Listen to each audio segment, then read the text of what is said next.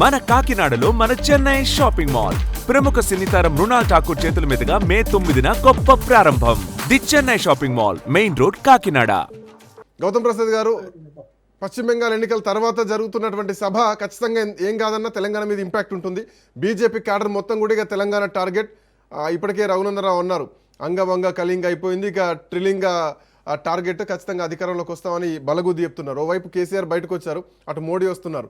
So Revanth Reddy పరిస్థితి ఏంటి? కేసీఆర్ వచ్చిన టైంనే ఇక నుంచి ఒక ఎలక్షన్ మూడ్లోకి తెలంగాణ వెళ్ళిపోతుంది అనుకోవచ్చా? బీజేపీ తెలంగాణ టార్గెట్ చేయబోతుందని నమ్ముతున్నారా?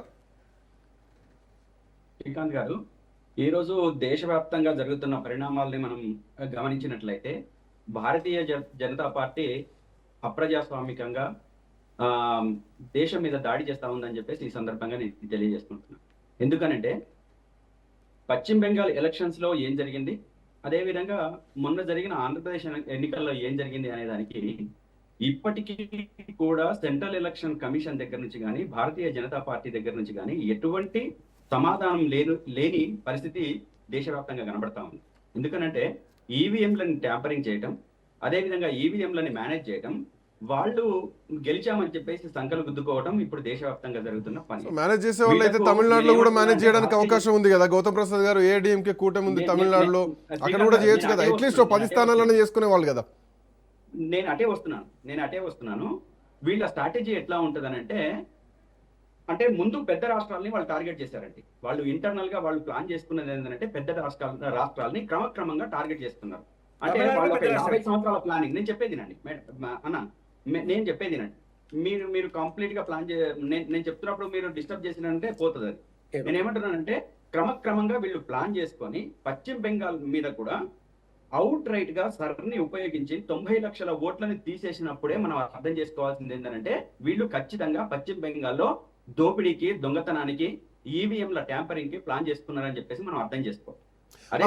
ఒకవేళ ఈవీఎం ట్యాంపరింగ్ చేయాలంటే సర్ప్రక్షాళన అవసరం లేదు కదా. సర్ప్రక్షాళన చేస్తున్నాక ఈవీఎం ట్యాంపర్ ఎలా జరుగుద్ది?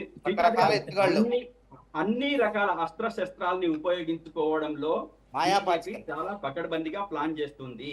దాంట్లో భాగంగానే పశ్చిమ బెంగాల్లో వాళ్ళు అనుకున్నట్లు ఏమనుకుంటారంటే, అక్కడ కూర్చొని అమిత్ షా, మోడీ గారు ఏమనుకుంటారంటే, ఈసారి మనం తమిళనాడుకి టచ్ చేయొద్దు, ఈసారి మనం కేరళకి టచ్ చేయొద్దు, మనం బెంగాల్ టచ్ చేయాలని చెప్పేసి అనుకుంటారు.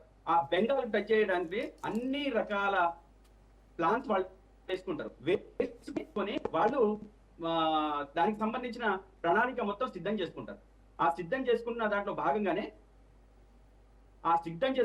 భాగంగానే ఈ రోజు పశ్చిమ బెంగాల్ కావచ్చు, నిన్న జరిగిన మహారాష్ట్ర ఎలక్షన్స్ లో కావచ్చు, మీరు క్రమంగా చూడండి. ఎందుకు మాజీ సిఇఓ, చీఫ్ ఎలక్షన్ కమిషనరే స్వయంగా మహారాష్ట్ర ఎన్నికల్లో వీళ్ళు ట్యాంపరింగ్ చేశారని చెప్పిండ్రు. అదేవిధంగా ద వైట్ కథనం ప్రకారము ఆంధ్రప్రదేశ్ ఎలక్షన్ లో అర్ధరాత్రి 11 గంటల నుంచి ఉదయం 2 గంటల దాకా ఓట్లేసిన జనాలు ఎవరు, దానికి సంబంధించిన ఎవిడెన్స్ ఏంటి, అదేవిధంగా కెమెరాలు ఎక్కడ ఉన్నాయి, అదేవిధంగా ఎంతమంది లైన్ లో ఉన్నారు, ఎంతమందికి టోకన్లు ఇచ్చారు, వెనక నుంచి ఏ టోకన్లు ఇచ్చారా, ముందు నుంచి ఏ టోకన్లు ఇచ్చారా అని చెప్పేసి అడిగితే ఎందుకు సెంట్రల్ ఎలక్షన్ కమిషన్ సమాధానం చెప్పట్లేదు? అదేవిధంగా కేంద్ర ప్రభుత్వం కూడా పార్లమెంట్ లో ఎందుకు దీనికి సమాధానం చెప్పట్లేదు? దేశవ్యాప్తంగా దీని మీద చర్చ జరుగుతుంటే ఎందుకు మాట్లాడట్లేదు? సరే, పొద్దున తెలంగాణలో కూడా ఇదే పరిస్థితి జరగబోతుంది అంటున్నారా? ఈవీఎం ట్యాంపరింగ్ చేస్తారు, బీజేపీ గెలుస్తుందని. రామరెడ్డి గారు, మీరు మాట్లాడద్దు. మీరు ఇచ్చిన నిబంధన ఏదైతే ఉందో అది పాటించాలి మీరు దయచేసి. వీళ్ళు పకడ్బందీగా తెలంగాణలో కూడా దోపిడీకి దండుపాళెం బ్యాచ్ రెడీ అయ్యింది.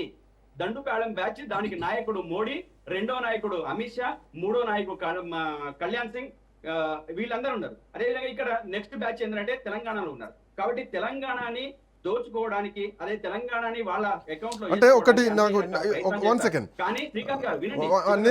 నాకు చిన్న సందేహం, ఒక డౌట్.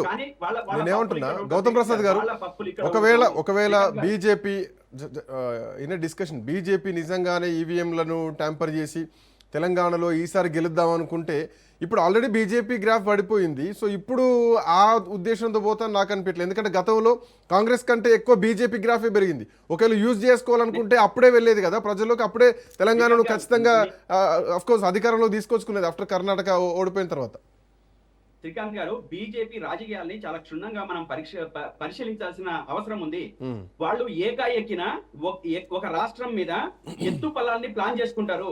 ఎత్తు పల్లాల్ని ప్లాన్ చేసుకుని ఒకసారి ఎగిసినట్లు, ఒకసారి దిగినట్టు ప్లాన్ చేసేసి ఇంకోసారికి ఏం చేస్తారంటే ఎగిసిపడేటట్టుగా ప్లాన్ చేసేసుకొని మొన్న ఈవీఎం ట్యాంపరింగ్ చేసి ఇగో ఇప్పుడు మేమే వచ్చినామని చెప్పేసి చూపించుకునే రకం వాళ్ళది.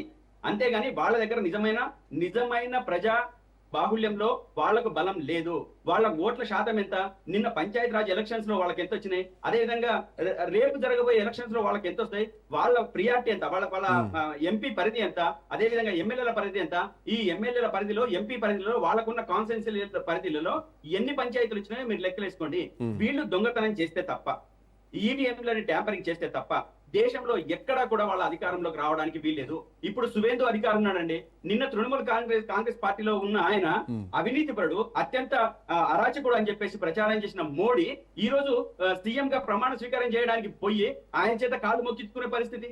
ఏ రాష్ట్రం, హేమంత్ బిశ్వ శర్మ తీసుకోండి, ఆయన కూడా అక్కడ అవినీతి శారద కుంభకోణంలో ఉన్నాడు.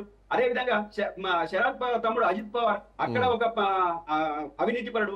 వీళ్ళందరూ కలిసి ఒక పకడ్బందీగా ప్లాన్ చేసి దేశవ్యాప్తంగా మొత్తం అదే విధంగా నాయకుల్ని అంత ట్యాంపరింగ్ చేసేసి నాయకుల్ని హక్కున చేసుకొని, అంటే వాషింగ్ మిషన్ లాగా, వాషింగ్ పౌడర్ నిర్మా లాగా వాళ్ళు చేసుకోవడానికి. ఒక్క నిమిషం, అంటే మీ మాటల్లో ఏం కనిపిస్తుంది అంటే గౌతమ్ ప్రసాద్ గారు, ఒక్క మాటలో చెప్పాలంటే మీ మాటల్లో నాకు ఏం కనిపిస్తుంది అంటే, దొంగలు పడ్డారు.